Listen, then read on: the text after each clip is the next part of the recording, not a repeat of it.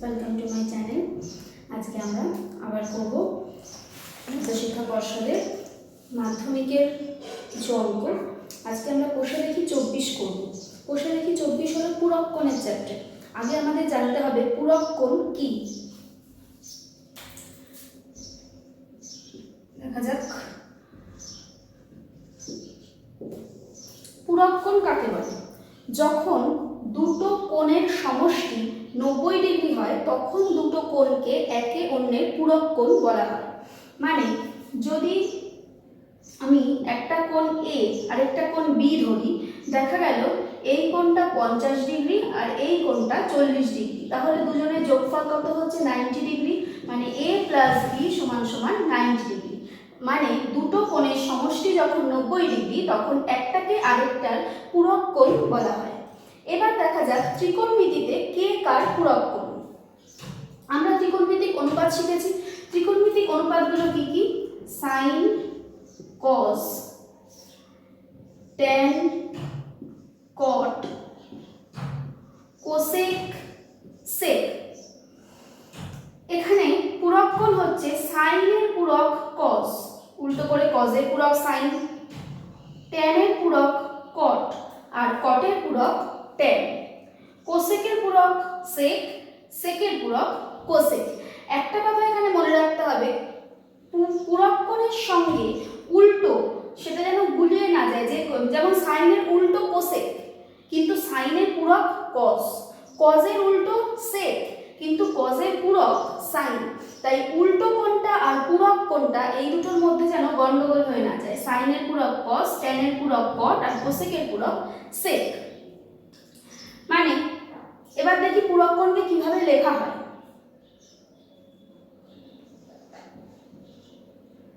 আমাকে বলা আছে a প্লাস বি সমান সমান 90 ডিগ্রি। এবার দেখা গেল আমাকে দিয়ে দিয়েছে সাইন এর মান নির্ণয় করো, কত হবে। তো সাইন এর মান নির্ণয় করো মানে এর জায়গায় এখন আমি মান বসাবো। কত মান বসাবো? যেহেতু a আর b এর যোগফল 90, তাহলে এর জায়গায় আমি বসাতে পারি 90 ডিগ্রি মাইনাস b। এবার যেহেতু 90 আছে তার মানে 90 থাকার জন্য সাইনের পূরক যেটা সেটা আগে বসবে। সাইনের পূরককে কস আর এখানে যে কোণটা আছে সেটা এখানে বসে যাবে। তাহলে যখনই আমাদের কোনো কোণের পূরক বার করতে বলবে তখন আমাদের কি করতে হবে? সাইন এ দিল আর আগে থেকেই বলা থাকবে যে কার কার যোগফল 90। এখানে যেহেতু a প্লাস বি সমান সমান 90 বলা আছে, তাই এর জায়গায় আমরা লিখব 90 ডিগ্রি মাইনাস বি।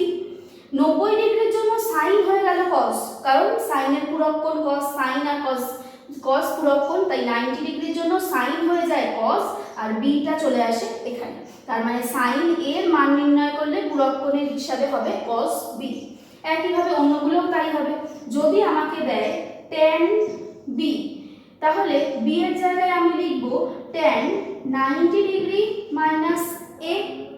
90 ডিগ্রি থাকার জন্য ট্যান হয়ে যাবে কট আর এ চলে আসবে এইখানে। এই প্রসেসে আমাদেরকে অঙ্কগুলো করতে হবে। তাহলে আমরা এবার চ্যাপ্টারের অঙ্ক শুরু করি।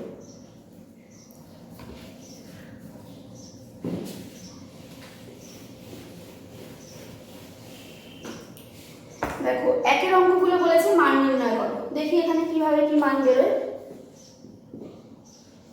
কি কি দিয়েছে? Sine 38 degree by cos 52 degree. আগে দেখে নিতে হবে যে যে দুটো ডিগ্রি ওরা দিচ্ছে সেই দুটো ডিগ্রির যোগফল 90 কিনা। যদি 90 হয় তবেই তাদের মধ্যে এই পূরক কোণের ব্যাপারটা খাটবে, তা না হলে কিন্তু পূরক কোণের প্রশ্নই আসবে না। দেখা যাক।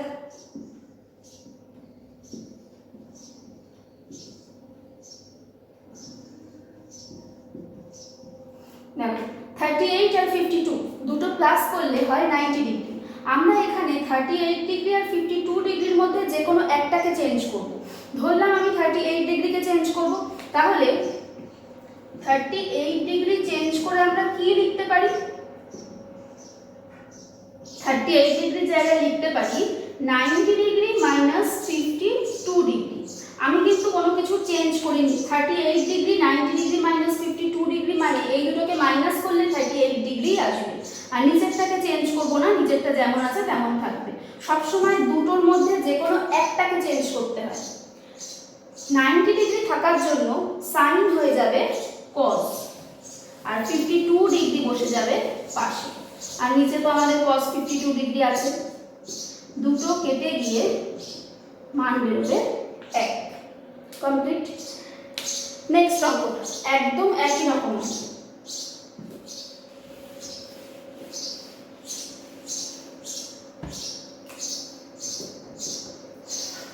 cosec 79 degree, cosec 79 degree by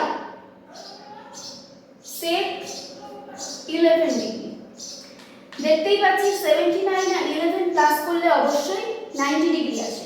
যে কোনো একটাকে আমি চেঞ্জ করব, হয় 79 কে চেঞ্জ করব, নয় 11 কে চেঞ্জ করব। আমি 79 কে চেঞ্জ করি। 79 কে চেঞ্জ করে কি লিখব?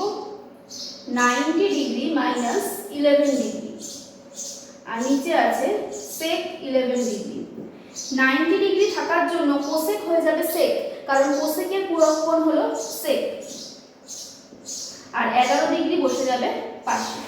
আবার নিচে আছে sec 11 ডিগ্রি, sec 11 কেটে গিয়ে आंसर হবে 1।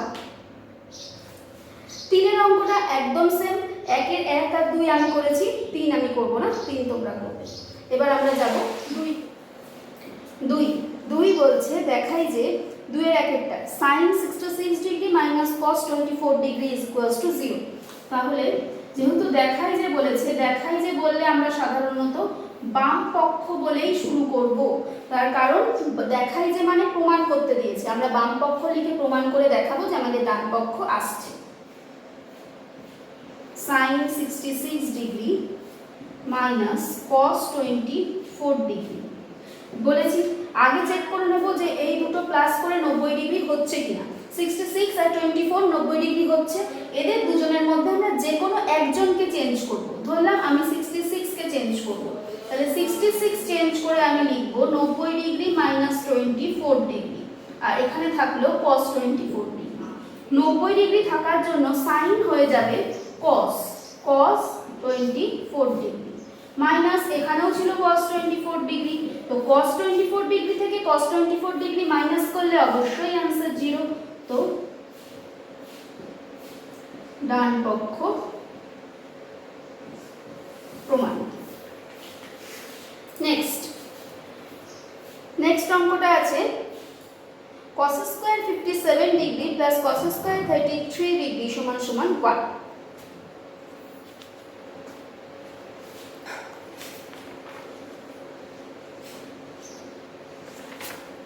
আচ্ছা, এইখানে আমাদের কয়েকটা সূত্র জানার আছে, 3টে সূত্র আমাদেরকে মনে রাখতে হবে। সূত্র 3টে আমি একটু লিখে দিই।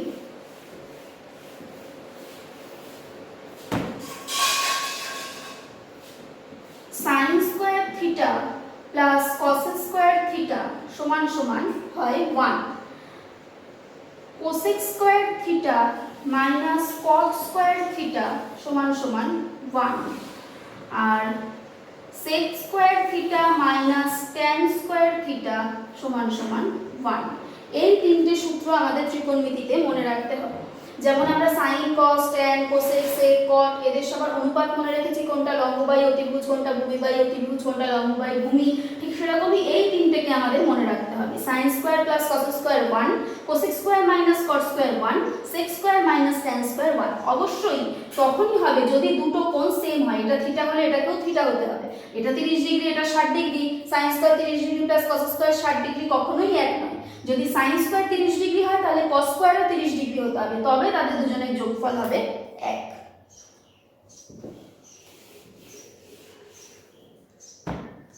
2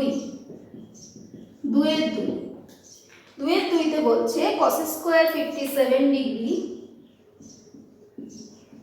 প্লাস cos স্কয়ার 33 ডিগ্রি। আগে চেক করে নেব 57 আর 33 যোগ করলে 90 ডিগ্রি হচ্ছে কিনা। অবশ্যই 57 আর 33 90 ডিগ্রি হয়। আমরা এদের মধ্যে যে কোনো একটাকে চেঞ্জ করব। 57 কে চেঞ্জ করলাম, 57 কে চেঞ্জ করে লিখব 90 ডিগ্রি মাইনাস 33 ডিগ্রি প্লাস, এটার কোনো চেঞ্জ হবে না, এটা যেমন ছিল সেরকমই রাখবো। 90 ডিগ্রি থাকার জন্য cos হয়ে যাবে sin, তাহলে আমি এখন cos স্কয়ারের জায়গায় লিখব sin স্কয়ার, আর এই যে এইখানে যে থাকবে সে বসে যাবে পাশে, প্লাস এবার আমাদের সেই সূত্রটা চলে এসেছে, sin square theta plus cos square theta সমান সমান 1।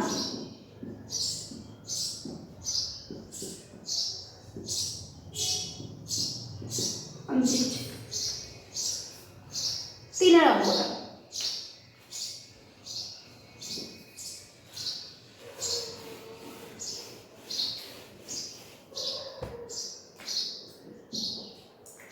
বলছে cos square 75 degree cos minus sin square 15 degree, এটা প্রমাণ করতে বলেছে 0 আসবে। তো বাম পক্ষ লিখে নিলাম, আগে চেক করে নিই 75 ডিগ্রি আর 15 ডিগ্রি যোগ করলে 90 হচ্ছে কিনা, অবশ্যই 90 হয়। তাহলে এর মধ্যে আমরা যে কোনো একটাকে চেঞ্জ করব, ধরলাম আমি 75 ডিগ্রিকে চেঞ্জ করব, তাহলে 75 ডিগ্রি জায়গায় আমি লিখব 90 ডিগ্রি মাইনাস 15 ডিগ্রি, একে আর চেঞ্জ করব না।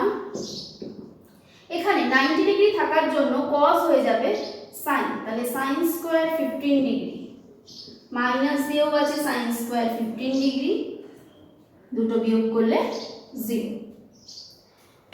আচ্ছা 1 2 3 আমি করেছি, 4 অঙ্কটা তোমরা নিজেরা করবে। 4 অঙ্কটাও আমাদের একদমই সেম অঙ্ক, যেমন ভাবে আমি 2 করেছিলাম একটা সূত্র এসেছিল sin square plus cos square, এখানেও কোনো একটা সূত্র চলে আসবে যার জন্য অ্যান্সার আসবে 1। আমি একটু 5 করে দেব।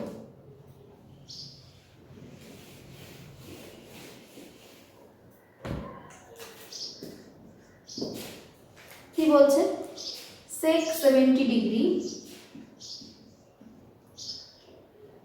sin 20 degree plus cos 20 degree cosec 70 degree is equals to 2 আমাদের প্রমাণ করতে হবে। কি কি কোণ আছে এখানে, 70 20 70 20, 70 আর 20 যোগ করলে 90 হয়। আমরা আগে ঠিক করে নেব আমরা কাকে চেঞ্জ করতে চাই, আমরা 70 কে চেঞ্জ করতে চাই। যদি 70 কে চেঞ্জ করি, যত জায়গায় 70 আছে সব জায়গায় 90 বিয়োগ 20 করতে হবে। তাহলে সবার আগে সেই কাজটা করে ফেলি, 70 ডিগ্রির জায়গায় সব 90 ডিগ্রি মাইনাস 20 ডিগ্রি, আর বাদ বাকি যেগুলো ছিল সেগুলোকে কিন্তু কোনো চেঞ্জ করা যাবে না।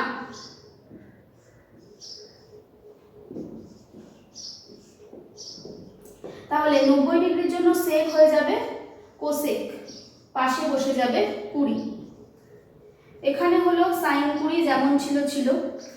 এইবার cos 20 যেমন আছে থাকবে, 90 এর জন্য cosec হয়ে যাবে sec, তার কারণ cosec এর সাথে sec কিন্তু পূরক কোণ,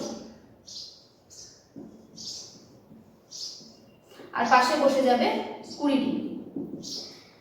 দেখো এখানে cosec আর sin, cosec 20 ডিগ্রি আর sin 20 ডিগ্রি গুণ আকারে আছে, এর মাঝে কোনো চিহ্ন নেই, মানে কি আছে, গুণ চিহ্ন আছে। cosec কিন্তু sin এর উল্টো। আমি সেই 23 নাম্বার চ্যাপ্টার করানোর সময় আমি বলে দিয়েছিলাম যে কে কার উল্টো, ত্রিকোণমিতিক অনুপাতগুলো কি কি। sin এর উল্টো cosec, আজকে শুরুতেও বলেছি, তাহলে আর cos এর উল্টো sec। আমরা cosec কে লিখব 1/sin 20 ডিগ্রি, তার কারণ cosec মানে 1/sin, sin কে উল্টো করলেই আসে cosec।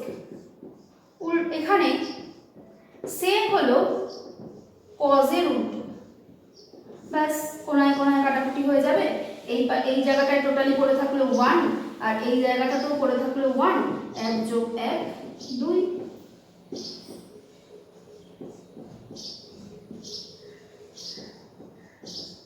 কমপ্লিট।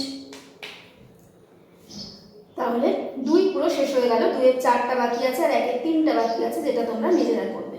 3 নাম্বার চ্যাপ্টার, যদি আলফা ও বিটা কোণ দুটি পরস্পর পূরক কোণ হয় তাহলে দেখায় যে, বলে 1 2 3 তিনটেই প্রমাণ করতে দিয়েছে, আর তিনটের জন্য কমন লাইন হচ্ছে যদি আলফা আর বিটা দুটি পরস্পর পূরক কোণ হয়, তাহলে ওই লাইনটার উপর ডিপেন্ড করেই আমাদের 3টে অঙ্ক করতে হবে। দেখি, প্রথমেই বলে দিয়েছে আলফা বিটা পূরক কোণ, মানে সবার উপরে আমি লিখে রাখবো আলফা প্লাস বিটা সমান সমান 90 ডিগ্রি। এইবার ফার্স্ট অঙ্ক,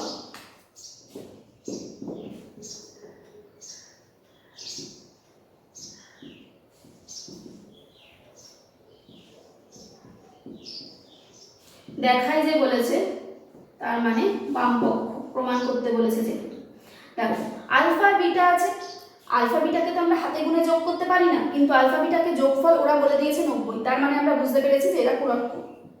বলেছি এর আগে যেমন করে 2 করছিলাম যে আমরা যে কোনো একটাকে চেঞ্জ করব। ধরা যাক আমি এখানে বিটাকে চেঞ্জ করতে চাই, তাহলে বিটার জায়গায় আমি কি লিখব? বিটার জায়গায় লিখব 90 ডিগ্রি মাইনাস আলফা। 90 ডিগ্রির জন্য সাইন স্কোয়ারটা হয়ে যাবে কস স্কোয়ার, পাশে বসে যাবে আলফা। ব্যাস আমাদের সূত্র চলে এসেছে sine square theta plus cos square theta সমান সমান 1। ব্যাস ডান পক্ষ প্রমাণ।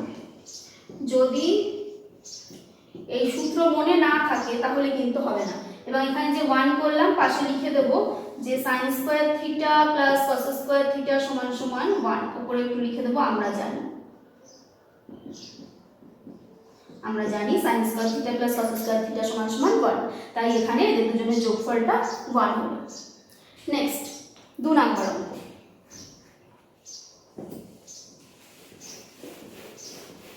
এই লাইনটা কিন্তু মুছি, তার মানে তোমাদেরকে খাতায় কিন্তু এই লাইনটা প্রত্যেকটা অঙ্কে কন্টিনিউ করতে হবে।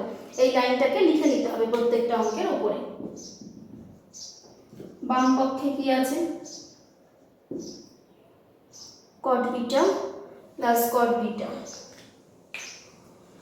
সমান সমান cos beta by cos alpha ব্র্যাকেটে 1 প্লাস sin বিটা। আচ্ছা, যখন এত বড় কোনো জিনিস থাকবে হবে, দু ক্ষেত্রে আলফা বা বিটার মধ্যে যে কোনো একটাকে চেঞ্জ করে দিলেই আমাদের অঙ্ক হবে। কিন্তু কোন ক্ষেত্রে সুবিধা বেশি হবে সেটা একটু বলি। যেটা সংখ্যায় কম সংখ্যক আছে, যেমন আলফা আর বিটার মধ্যে এখানে আলফা কম জায়গায় আছে, আমরা চেষ্টা করব আলফাকে রিপ্লেস করার। কারণ বিটাকে রিপ্লেস করতে গেলে আমাদেরকে অনেক বেশি খাটতে হবে, বাম পক্ষকে চেঞ্জ করতে হবে, ডান পক্ষকে চেঞ্জ করতে হবে। যত জায়গায় বিটা আছে, বিটা টোটাল 4 জায়গায় আছে, 4 জায়গাতেই চেঞ্জ করে করে মান বসাতে হবে। এই সমস্ত ক্ষেত্রে একটু খাটনি কমানোর জন্য আমরা করব কি, যেটা সংখ্যায় কম বার আছে সেটাকে রিপ্লেস করব। আমি এখানে আলফা দেখতে পাচ্ছি একটাই জায়গায় আছে, তার মানে আমি কিন্তু এখানে আলফা চেঞ্জ করব। তাহলে বাম পক্ষে কি আছে দেখি, cot beta plus cos beta. এখানে কোনো আলফা নেই, আমি চেঞ্জ করব না, বাম পক্ষ এরকম থাকলো। আমি চলে গেলাম ডান পক্ষে।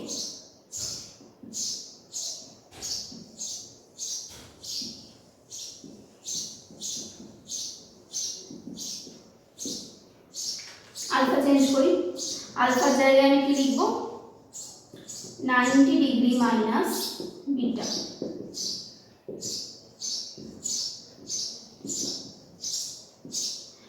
ডিগ্রির জন্য cos হয়ে যাবে sin, আর এটা হবে বিটা।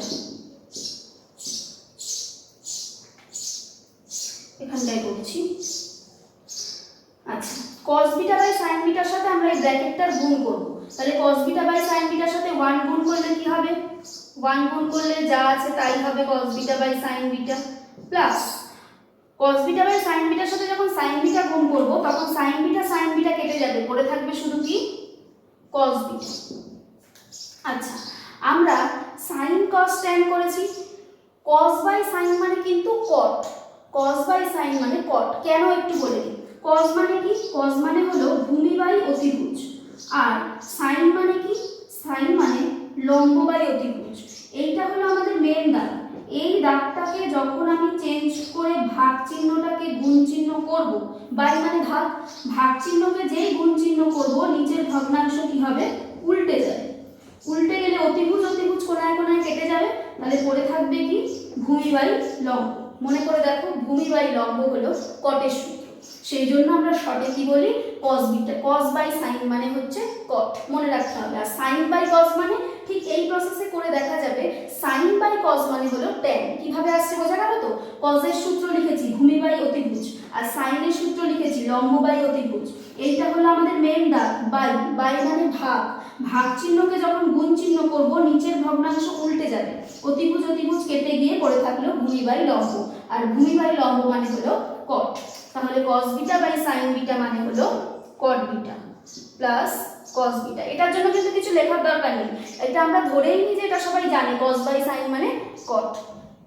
দেখো বাম পক্ষে কি ছিল? cot beta plus cos beta, ডান পক্ষে কি আসলো? cot beta plus cos beta. তাহলে কি লিখব, বাম পক্ষ সমান সমান ডান পক্ষ প্রমাণিত। লাস্ট 3-3 কি বলছে, বাম পক্ষ বলে লিখে নিই।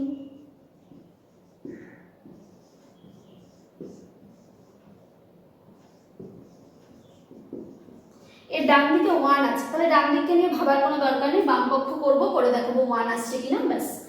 আচ্ছা, এখানে এবার দেখতে হবে কে কম বার আছে। আলফা 2 জায়গায় আছে, বিটা 1 জায়গায় আছে।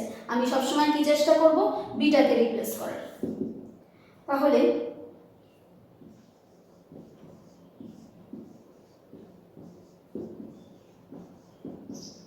বিটার জায়গায় লিখব 90 ডিগ্রি মাইনাস আলফা। আচ্ছা, cos কার উল্টো, cos সেকের উল্টো যদি cos হয় তাহলে cos এর উল্টো sec, মানে sec কে আমি ধরে রাখলাম, sec এখানে রয়েছে। আর তাহলে বাদ বাকিটা কি হলো, 1/cos আলফা আছে না, sec alpha by cos alpha মানে কি, sec আলফাকে যদি আমি আলাদা করে নিই তাহলে পাশে পড়ে থাকলো কি 1/cos আলফা, আর 1/cos আলফা মানেই sec আলফা না, কারণ sec এর উল্টো তো cos। sec কে যদি আমি উল্টো করে লিখি তাহলে আসে 1/cos, তাহলে 1/cos কে যদি আমি উল্টে দিই তাহলে কি আসবে, sec। 90 ডিগ্রির জন্য cot স্কয়ারটা হয়ে যাবে tan স্কয়ার, আর পাশে বসে যাবে আলফা, আর এখানে এই একটা sec আলফা আর 1/cos মানে হলো sec আলফা, তাহলে দুটো sec আলফা মিলে হয়ে গেল sec square alpha minus tan square alpha. sec square alpha minus tan square আলফার সূত্র হলো 1, পাশে লিখে দেব, আমরা জানি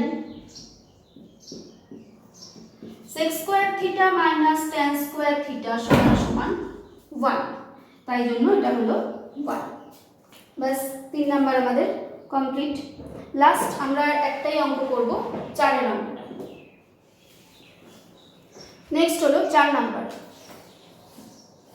4 এ বলছে sin 17 ডিগ্রি সমান সমান x/y হলে দেখাতে হবে sec 17 degree minus sin 73 degree সমান সমান x²/y √y² মাইনাস x²। দেওয়া আছে শুধু sin 17 ডিগ্রির মান, আর আমাদের বাম পক্ষে দিয়েছে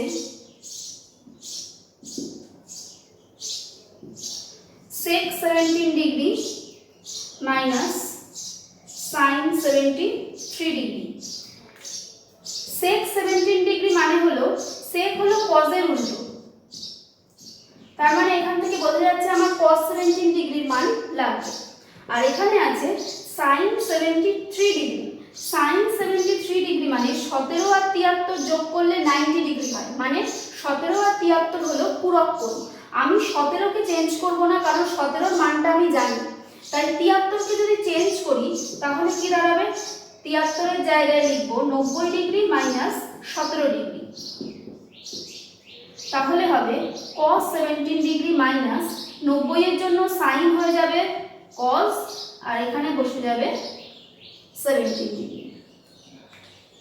তাহলে আলটিমেটলি আমাদের sin 17 ডিগ্রির মান নিয়ে কাজ হচ্ছে না, লাগবে আমাদের cos 17 ডিগ্রি, এখানেও cos 17 ডিগ্রি লাগবে আর এখানেও cos 17 ডিগ্রি লাগবে। আরেকটা কথা, এই জায়গাটাকে আমরা উল্টে দেব না, যে মানটা আসবে সেটাকেই আমরা উল্টো করে লিখে দেব, উল্টালেও কোনো অসুবিধা নেই, দুটোই সেম। তাহলে সবার প্রথমে দেখব sin 17 ডিগ্রির মান কি দেওয়া আছে, x/y। sin থেকে cos এর মান কিভাবে বার করে, একটা সূত্র আছে যেটা একটু আগে বলেছি, sin square 17 degree plus cos square 17 degree সমান সমান 1। এই সূত্রে sin এর জায়গায় মান বসিয়ে দেব, cos বেরিয়ে যাবে।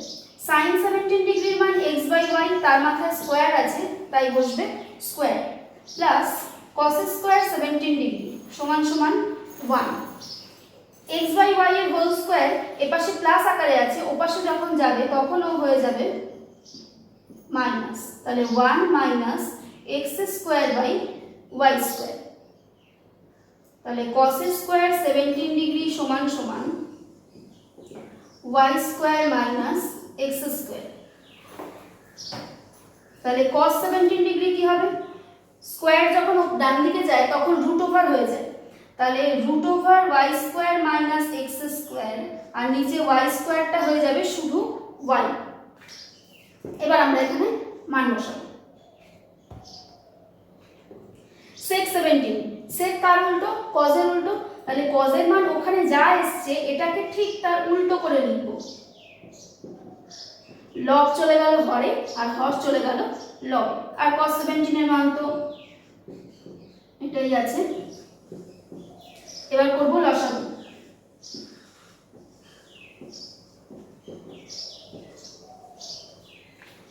এটার নিচে এটাই আছে, এটা y root over y square minus x square আছে, কে নেই, y নেই।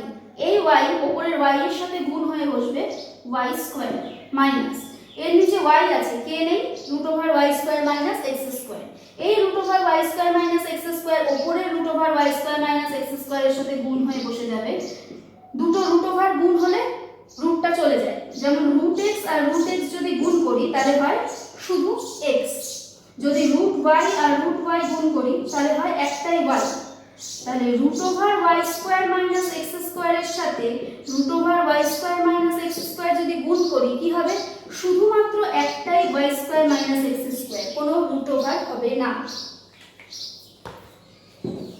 আর ব্র্যাকেটে কেন লিখলাম, কারণ ব্র্যাকেটে না লিখলেই এখানে চিহ্নের ভুল হবে, আগে মাইনাস আছে, মাইনাস থাকলে সবসময় ব্র্যাকেট করে দিতে হয়, কারণ ব্র্যাকেট খুললেই কিন্তু চিহ্ন চেঞ্জ হবে। যারা একবারে বুঝে লিখতে পারবে যে মাইনাসের জন্য এই চিহ্নটা চেঞ্জ হবে তাদের ক্ষেত্রে কোনো অসুবিধা নেই, কিন্তু যদি ব্র্যাকেট না করি তাহলে কিন্তু চিহ্নের চেঞ্জ না করলেই অঙ্ক ভুল হয়ে যাবে।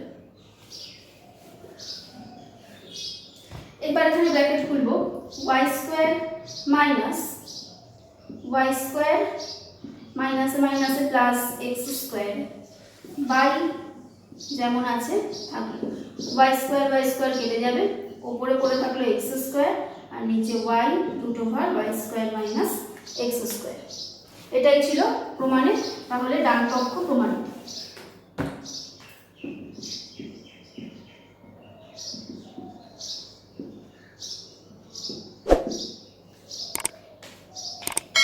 কমপ্লিট। আজকে এই পর্যন্তই থাকবে, নেক্সট দিন আমরা 5 থেকে অঙ্ক করব।